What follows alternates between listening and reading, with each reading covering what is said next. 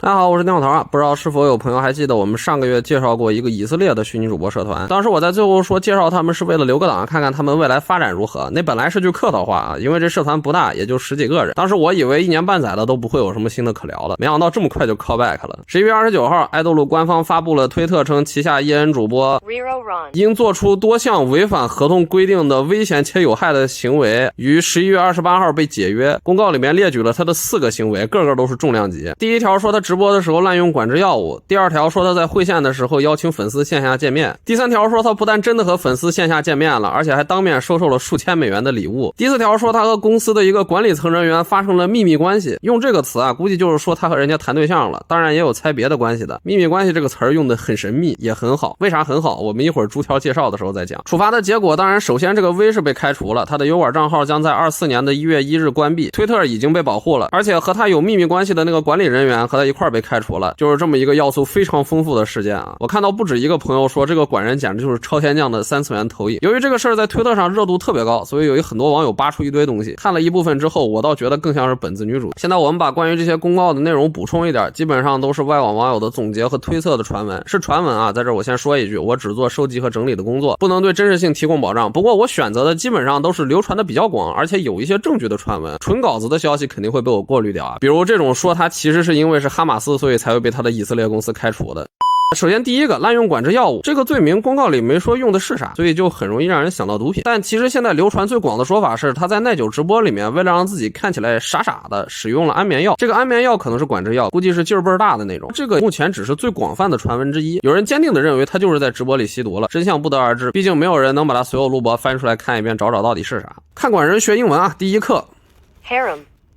后宫。在我们讲解第2条和第3条之前，这个词儿很重要，大伙儿一定要记住了，因为他在11月初的会员限定直播，也就是专门给付费观众进行的一次直播里提出了这么一个 Harem 计划，邀请粉丝进入自己的后宫，并且煞有介事的提了一堆要求，其中比较重要的是第1条和最后2条。第一个就是不要未成年人，这个就比较耐人寻味了，为啥不带未成年人呢？估计是要一起去网吧通宵吧。倒数第2条说计划是绝对保密的，最后1条说是禁止和其他人谈论起自己的旅程以及经历。他提到这个旅程看起来是要和主播一起出门旅游的，这3条加在一起呢，整个内容就变得怪怪的。自然从11月初就有人在质疑他，当然他在事后很快出了公告辟谣和道歉，说自己是开玩笑说着玩的，后宫什么都不存在的，还说自己有精神问题需要停播休息一段时间，这是他在11月初经历的一些节奏。结果11月底的公告一出，尤其是第2条和第3条，回旋镖啪就抽脸上了。如果公告属实的话，他休息这2天还和公告里的内容能连上，真去休息了吗？如休。这个传闻因为有他的致歉，所以可信度比较高，但会线直播毕竟是不留档的。关于这个计划呢，流传比较广的一直也只有这一张图，可不可信只能说见仁见智。最后我们来补充这第4条，这个更有意思。有小道消息说罗恩从爱豆路公司离职之后， Discord 里他们的一个官方人员也消失了，考虑到公告里说和他保持秘密关系的团队管理被一起开除了，网友们普遍猜测这个消失的管理就是那个保持秘密关系的人。但问题在于网友们记得这个人是有老婆的，所以开头说秘密关系这个词儿用得很好。如果传闻属实，那这个秘密关系其实是一个很巧妙的双关，因为这事儿不仅仅对于他的粉丝来说是个秘密，对于那个团队管理的家人来说更是个惊天大秘密。不过以上内容都是网上流传比较广的传闻，在罗恩中之人的推特里，他本人表达了对这件事的惊讶和失望，并且说自己想澄清一些事情，只是因为保密协议无法出面。这里要多说一嘴啊，由于罗恩出道时就强调了自己的前世，是比较少见的出道前掀撕皮的企业式主播，所以他的中之人不是什么秘密话题，是一个做音乐内容的油管主。他自己自然是在推特里面否认了公司的这些指控。其实我本人也倾向于传闻没有那么真啊，至少应该不是全真，不然这件事就会变成一个使用管制药品的管人一边给自己的 staff 当小三儿，一边和频道里的石油佬线下收钱开趴的极限巨魔故事。很喜欢推特网友的一句评价，如果这些事儿都是真的，那确实是管人圈子最摇滚的一集，和这节比大部分微圈丑闻都他妈跟过家家一样了。本体聊完了，我们来聊点旁的。首先是外网网友对这件事儿的评价，和一般的节奏不同，在爱豆路社把公告放出来之后呢，出现了相当多支持他的声音。在这些支持他的声音中，最常见也是我为数不多能理解的角度是指责公司捂嘴的，因为公司的公告里把罪状列得很明确，说得很爽，但主播在自己的推特里一副很委屈的样子，却因为保密协议什么都不能说，这让支持者感到很同情，这个还比较好理解。还有一些支持声音的角度千奇百怪，比如说这个啊，说后楼是后楼，彩虹是彩虹，我们艺人市场有自己的规矩，你不要拿着日本人的剑斩我以色列的威。话里话外就是嫌弃日本那套管人的规矩太迂腐，罗恩又没跟未成年人开发和发生秘密关系，你们管那么宽干什么？好吧，我们可以先不谈开发的事儿，这直播使用管制药品已经是一个字儿都不提是吧？哦，有提了的，就是这个，因为他自己抽麻，所以他支持别人也抽，大家都抽大份的，这世上就没有管制药品了。老实说，这个人的发言太过于逻辑混乱，我看不懂一点啊。鉴定为抽麻把自己脑子抽坏，还有很多人支持他的角度千奇百怪的，我都看不懂，就不一一列举出来了。会有这些声音，其实反映了外网微圈在进入新版本之后的一些情况变化。从去年开始，各大老大社团都在EN市场的蓝海里面奋力搏杀。时至今日，在排名靠前的虚拟主播里，来自EN市场的管人已经能够和传统的日维分庭抗礼，而且其活力和市场潜力仍然显著的高于已被开发完成的日本市场。由于许多新兴起的EN主播实际上都隶属于日本公司，接受日式管理，即使一些欧美本土的虚拟主播公司也在学习日本社团的管理经验和技术，所以新版本的微圈时常能看到来自EN市场的新观众的观念和日本社团老文化观念的碰撞和交融。从这次事件里面可以看出一些端倪来。最近半年啊，有朋友发现我报道EN灌人的比例增多了，其实也有这个原因。EN市场是近2年来微圈增长最快的市场，而且现在的增速还没有放慢。我希望尽可能的通过自己的视频让观众们感受到外网微圈这些潜移默化的变化。